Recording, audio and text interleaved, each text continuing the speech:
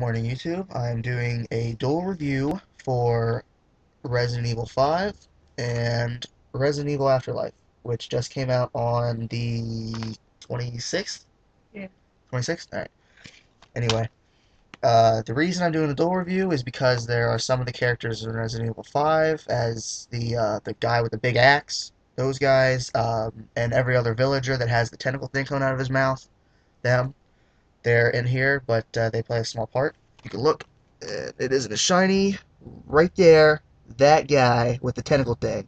If we move a finger here, big guy with the axe. Blam, right there. Freaking awesome.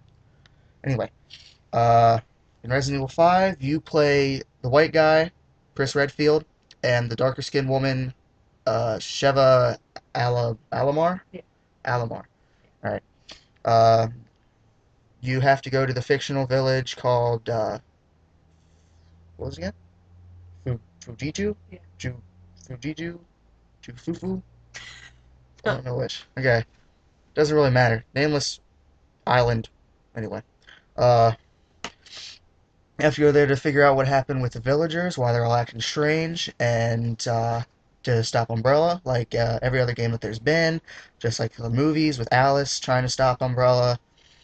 Uh, you that's probably the only motive until you get to the middle of the game where you have to stop Wesker, which is the main boss in this.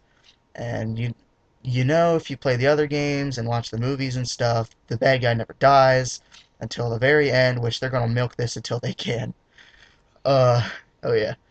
Uh they said for Resident Evil 5 that it's been racist because you got the big muscly white guy killing and beating up black people. I just think it's like UFC. I don't like UFC, but still it works. Um,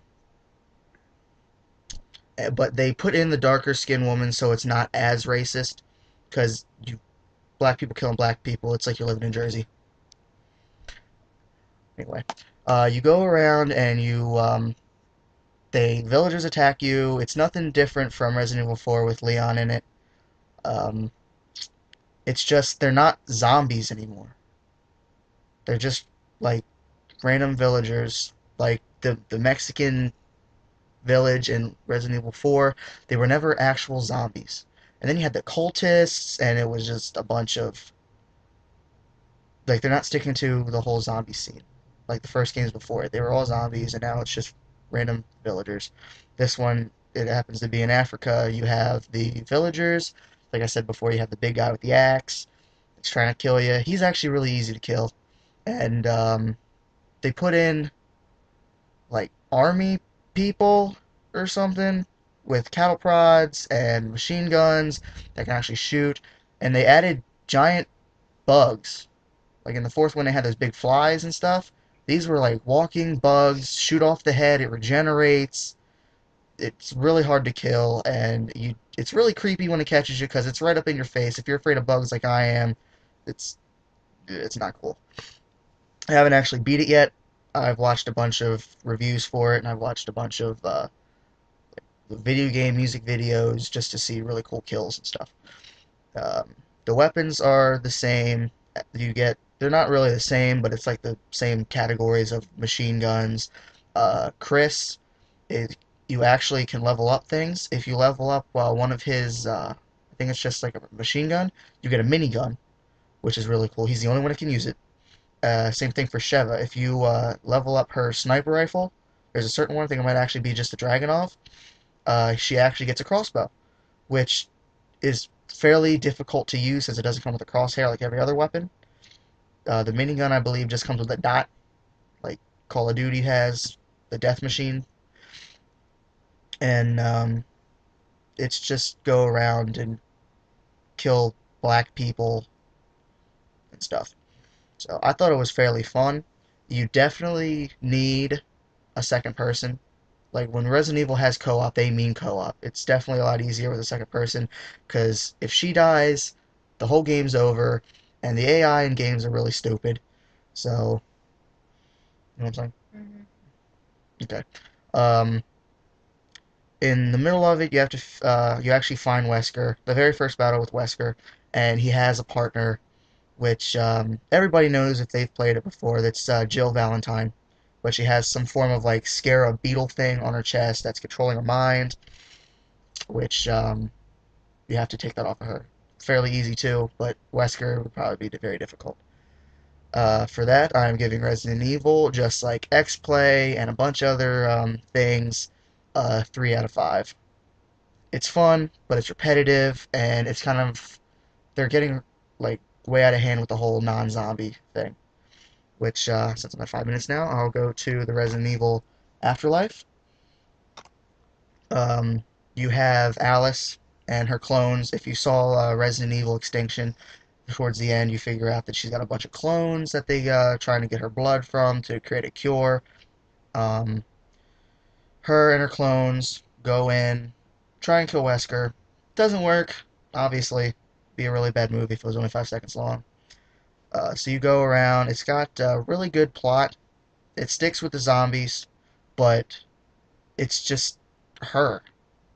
Like, you've always seen the Resident Evil movies with Alice. I think what they need to do is to switch it up and have a different character. I mean, they put all the characters in there, but like, Have a point of view from someone yeah, else. like have a different point of view of somebody else. Um, like when they did the cartoon, like anime kind of movie with Leon in it, Resident Evil Degeneration, I think it's called. That was definitely a good idea. I liked it, even though it was a cartoon. I liked it a lot. They definitely shouldn't put Alice in a bunch of them, or at least not have her in a lot of it. Have our main focus. Yeah, not have her as the main character. Well, semi main character, but different point of views. Like I said, you meet um, both the Redfields in this one, Chris and his sister. They fight along. Like I said, they have the guy with the tentacles that we saw earlier, and the guy with the big axe. That's really cool. Uh, any Sons of Anarchy fans? They actually have the guy that plays Tig as one of the assholes as a survivor. So I liked the movie.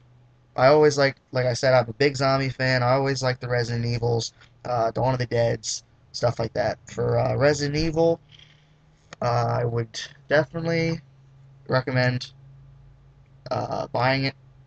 Big Resident Evil fans. Same with the games. Not really much to say left. I would give it a 4 out of 5. What would you say, babe? Yeah. 4 out of 5? All Mm-hmm. right. We give it a 4 out of 5. And the headless voice in the background is my wife. Uh, she liked it too. So, thank you. I hope you liked the video. Check back. I might be putting up a cooking video next. Yay! I'm making chicken. It's my senior project. Sweet. All right. See you YouTube. Bye.